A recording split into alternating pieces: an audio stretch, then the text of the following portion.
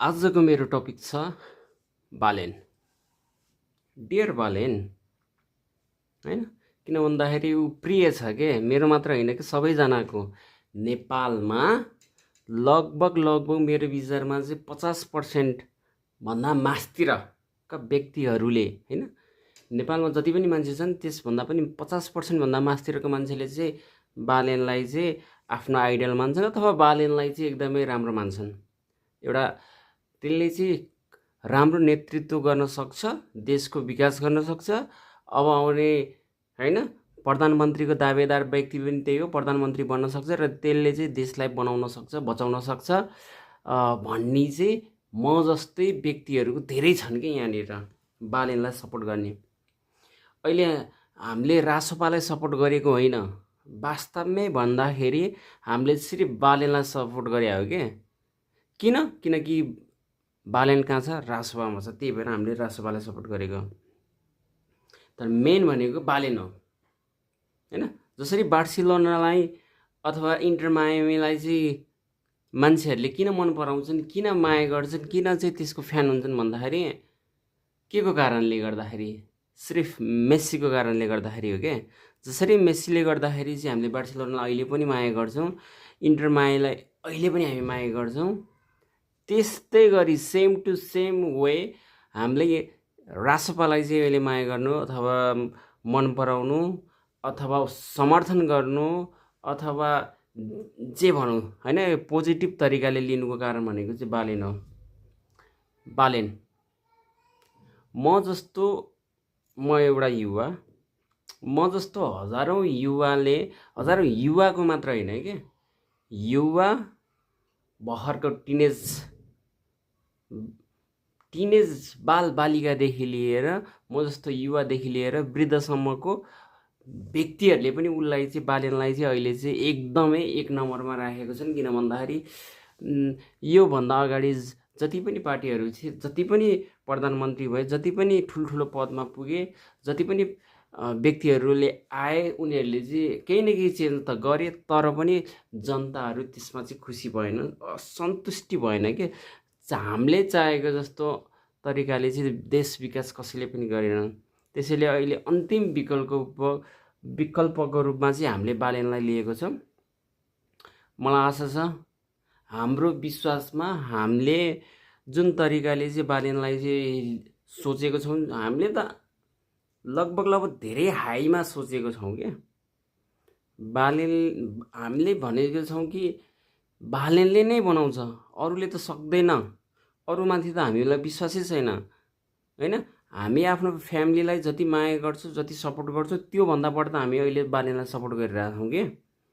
त्यो म एकजनाले मात्र होइन, लगभग धेरै मान्छेले गरेको छन्।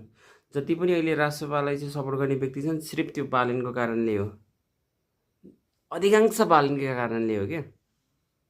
त्यसैले म बालेन शाहलाई पनि यही अनुरोध गर्न चाहन्छु कि म जस्तो युवाको मुटुमा चोट नपरोस्। पछि जुन आशा भरोसाले हामीले तपाईँलाई अहिले यहाँनिर समर्थन गरिरहेको छौँ, अब आउने चुनावमा भोट दिन्छौँ, तपाईँले त्यही अनुसार चाहिँ हाम्रो इच्छा अनुसारको चाहिँ काम गरेर चाहिँ देखाउनुहुन्छ भन्ने चाहिँ हामीलाई लागेको छ। यो देशलाई चाहिँ अलिकति राम्रो तरिकाले हाँक्नुहुन्छ, देश विकास, उन्नति, प्रगति, नेपालको लेभल चाहिँ एकदमै सगरमाथा जस्तै उच्च राख्नलाई चाहिँ तपाईँले मद्दत गर्नुहुन्छ भन्ने हामीलाई लागिरहेछ।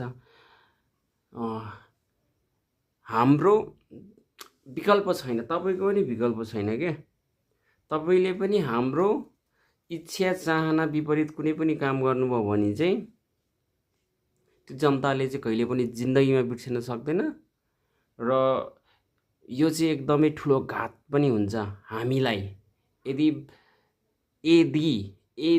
मलाई त लाग्दैन कि बालेन पनि अरू नेता जस्तै हुन्छ, ठुलो पावरमा पुगिसके पछाडि अलिकति पावरले, पैसाले, होइन, चलखेलमा बिक्छ। मलाई लाग्दैन, एक थप्पो पनि लागेको छैन। सायद म जस्तै त्यस्तो व्यक्तिहरू टन्नै छन् होला। भगवानको कानमा त्यस्तो नपरोस्, तर यस्तो कहिले पनि नहोस् क्या। हामीले जहिले पनि बालेनलाई हेर्दाखेरि बालेनले हाम्रै बारेमा सोचोस्, हामी जनताकै बारेमा सोचोस्, हाम्रो देशकै बारेमा सोचोस्, जसरी भए पनि देशको उन्नति र प्रगतिकै बारेमा सोचोस् हैन। त्यस्तै हो, ठिक छ।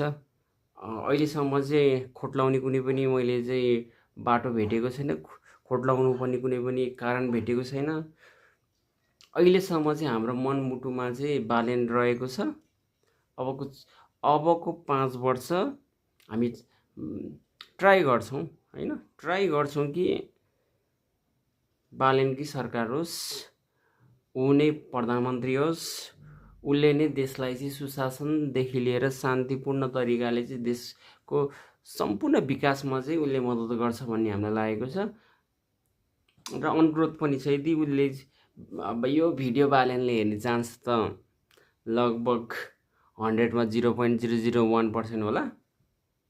त्यही पनि यदि केही कुनै कारणले चाहिँ तपाईँले यो भिडियो हेर्नुभयो भने चाहिँ म यही भन्न चाहन्छु कि यो आवाज मेरो मात्र होइन, यहाँ मैले बोलेको बोली मेरो मात्र होइन, म जस्तो हजारौँ लाखौँको मैले चाहिँ बोली बोलिरहेको छु। अन्तिम भरोसा हाम्रो अन्तिम आशा भरोसा जे भने पनि हामीले तपाईँलाई राखेको छ। तपाईँले त्यही अनुसार चाहिँ देश विकासको निम्ति चाहिँ काम गर्नुहुन्छ भने चाहिँ मैले आश गरेको छु त्यही अनुसार नै काम गर्नु होला। देशलाई सबैभन्दा माथि राख्नु होला, बाँकी कुरा सबै पछि आउँछ क्या, तल आउँछ क्या। देश ठुलो हो, हामी रहौँ नरहौँ देश रहनुपर्छ। मेरो मान्यता पनि यही हो। तपाईँले पनि त्यही अनुसारले चाहिँ देशलाई एउटा लेभलमा लानुहुन्छ भन्ने मलाई विश्वास छ। आजलाई चाहिँ म यतिमै टुङ्गो लाउँछु। आज चाहिँ 75 डेको चाहिँ डेसम्म चाहिँ नन स्टप भिडियो हाल्ने क्रममा चाहिँ आज चाहिँ म 30औं भिडियो चाहिँ यही बनाएको छु। जसले हेर्नुभएको छ प्लिज सपोर्ट गरिदिनु होला, अलिअलि माया देखाइदिनु होला। हस्त, धन्यवाद।